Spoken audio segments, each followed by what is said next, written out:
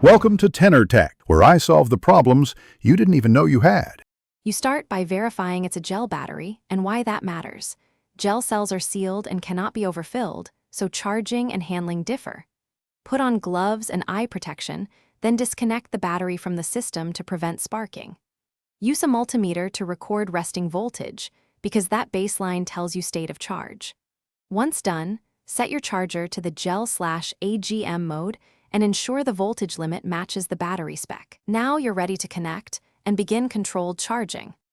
You connect the charger carefully, positive to positive and negative to negative, because reverse polarity will ruin the gel. Start with a limited current, often 0. 1C to 0.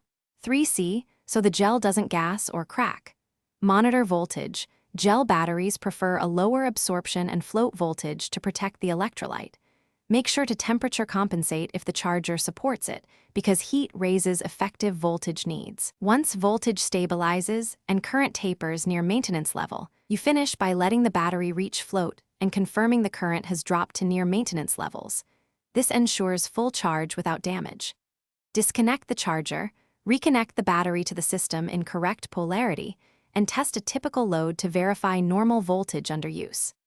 If charging fails or voltage falls quickly, troubleshoot by checking charger mode and wiring, cleaning terminal corrosion, measuring terminal voltage under load, and inspecting fuses or temperature issues. Replace the battery only if capacity tests still show severe loss.